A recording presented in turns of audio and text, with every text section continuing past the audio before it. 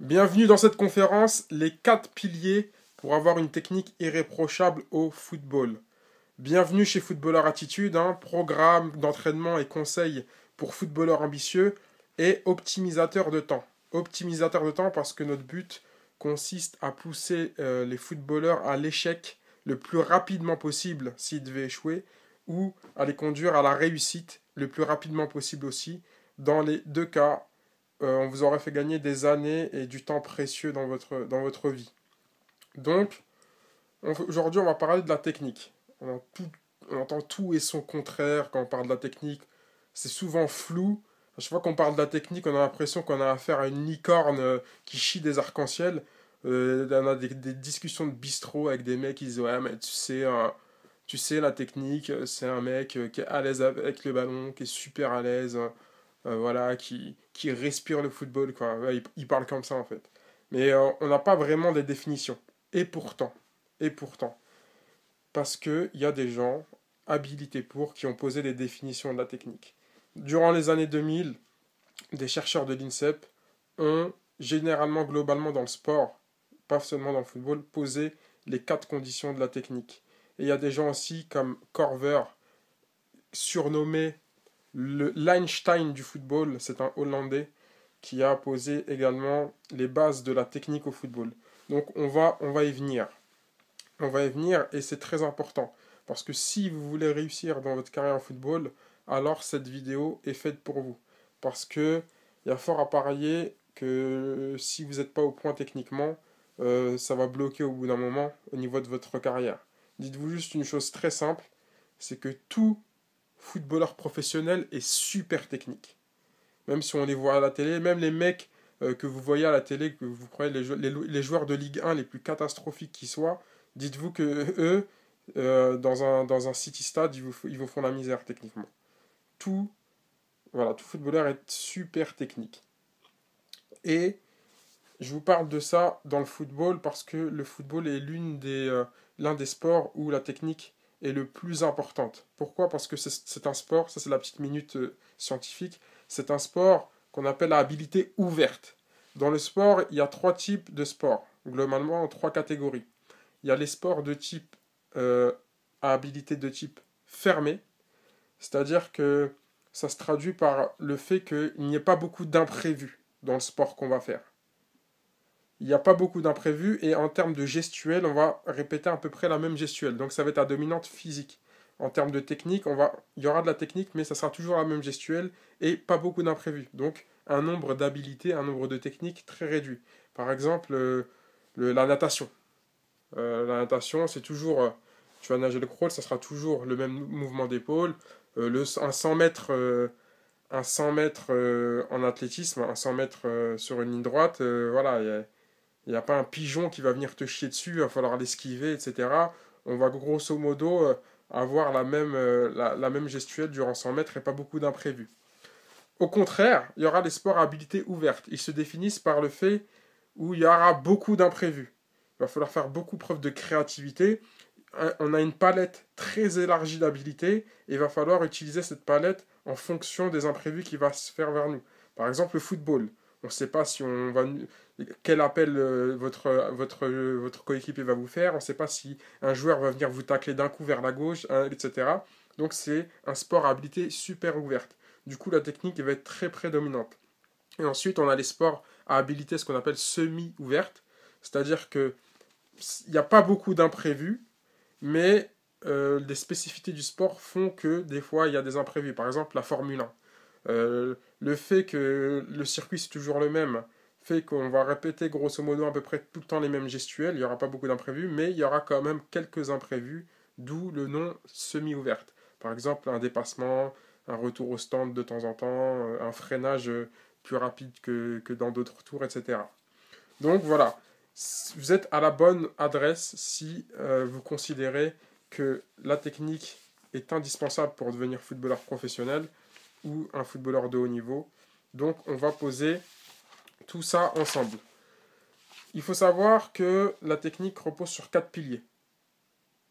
Sur 4 piliers, et nous on est dans une notion de qualité, toujours de qualité. Parce que, comme je vous l'ai dit, on va essayer d'optimiser votre temps. Donc les gens ils disent ah ouais, en un mois, tu peux pas faire avoir une technique de malade, en 2 mois, 3 mois, c'est sur des années. Oui, bien sûr. Mais toujours est-il que pour une semaine donnée, il faut que cette semaine soit la plus qualitative possible. Après, si cette semaine tu la décupes sur 1 an, 2 ans, 3 ans, tes 3 ans, au bout de 3 ans, tu auras un niveau exceptionnel. Tu vas pas perdre du temps. C'est ça que je veux dire. Par exemple, souvent on gratifie les jeunes de quartier super techniques en disant ouais voilà, ils sont super techniques, etc. Mais sachez que ces gens-là trouvent leur salut uniquement par la répétition qu'ils ont eue et non pas par la qualité de leur entraînement. Comme disait Laureano Ruiz, qui était directeur de la Masia, du centre d'entraînement de Barcelone, qui disait dans son livre L'authentique méthode du Barça, super livre, il dit que justement conduire une balle avec les pieds, ça n'a rien de naturel. Et que ça demande un grand effort d'éducation et qu'il fallait se reposer sur ces 4 piliers, justement. Et que les joueurs des quartiers qui apprenaient de manière autodidacte toutes ces gestuelles à force de répétition ne trouvaient leur salut uniquement parce qu'ils ont bouffé du football. Mais ça ne veut pas forcément dire que leur manière d'apprentissage était la bonne. Et souvent, en plus, ils apprenaient des défauts. Nous, ce qu'on va essayer de faire, c'est de travailler pour 1 heure d'entraînement donné, pour une semaine d'entraînement donné, qu'elle soit la meilleure possible pour engendrer, que votre cerveau engendre la technique. Apprendre la technique au football, c'est comme apprendre une langue. Hein. D'ailleurs, il y a des âges pour ça. Par exemple, l'âge le meilleur pour apprendre la technique, c'est 4 à 6 ans, lorsque le système nerveux central se fait. Et après la puberté, parce qu'après la puberté, justement, les jeux sont redistribués. Parce qu'avant, pour éteindre la lumière, fallait étendre le bras. Maintenant, il est trop long ton bras, donc il faut que tout que tu réapprennes.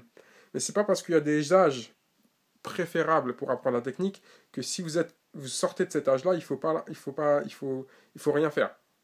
Au contraire, on va essayer de travailler quand même dessus, on va essayer de rattraper le temps perdu. Et c'est ce qu'on va faire avec les 4 piliers. Donc on est dans une optique de qualité. On en vient. Fini pour cette petite introduction.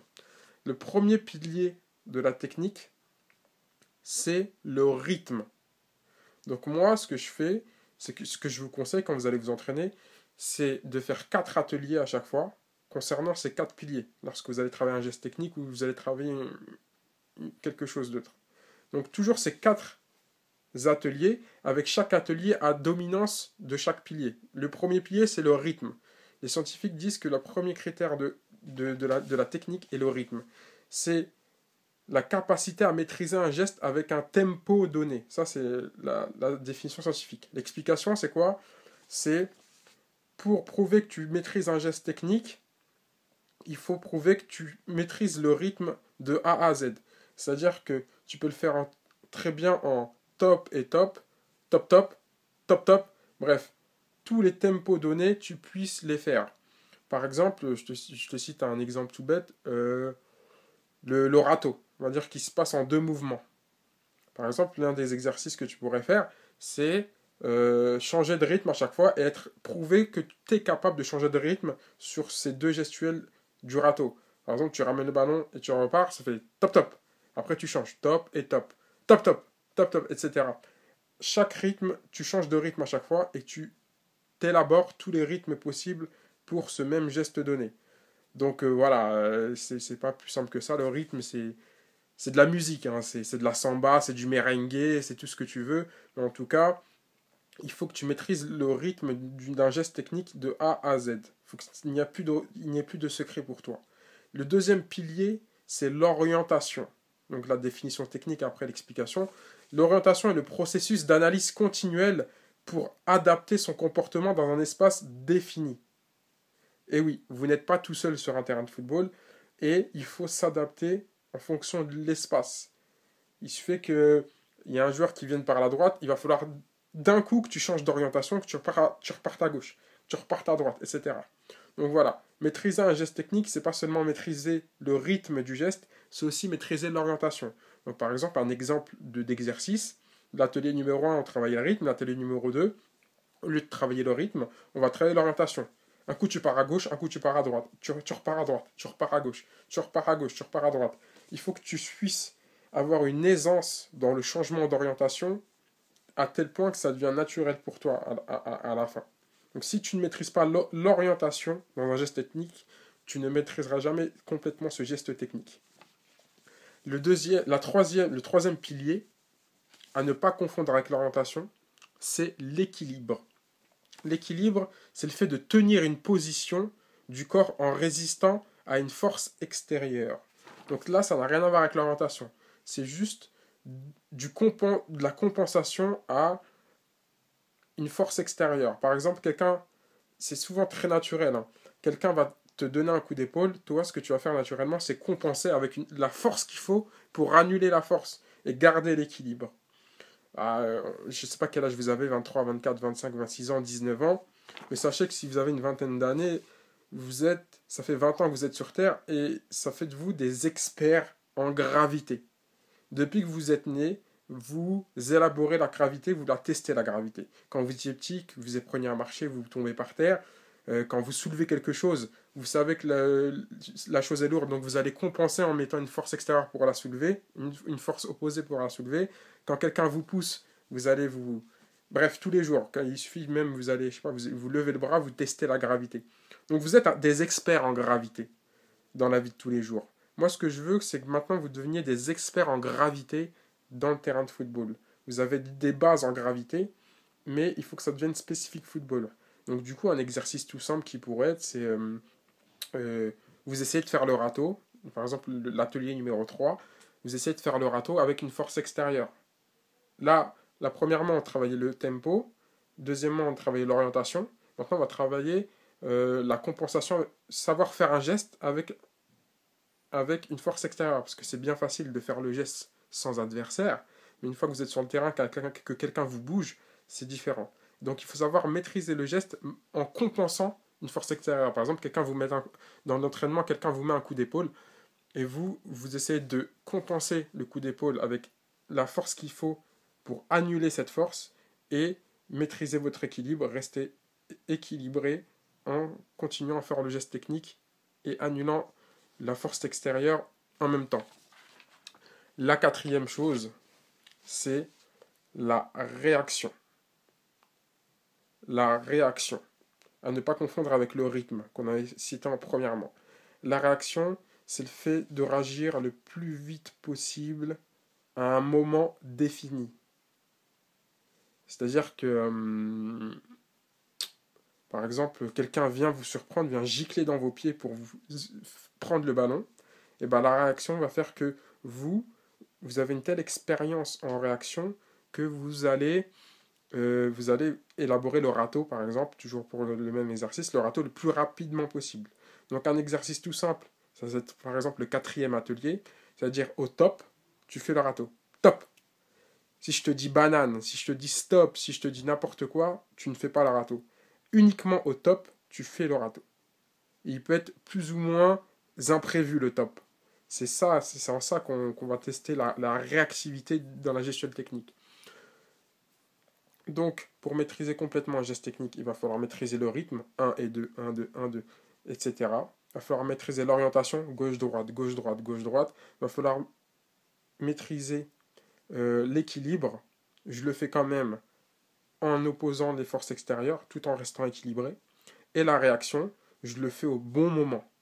On a tous en tête cette citation de Johan Cruyff qui parle justement de ce quatrième pilier qui est la réaction, en disant la technique n'est pas de savoir faire 1000 jongles, c'est de savoir passer la balle en une touche, à la bonne vitesse, au bon endroit et au bon moment. Quand il dit au bon moment, il avait soulevé justement un des 4 piliers de la technique. Il n'avait pas tout soulevé comme point, il avait soulevé un des points qui est la réaction.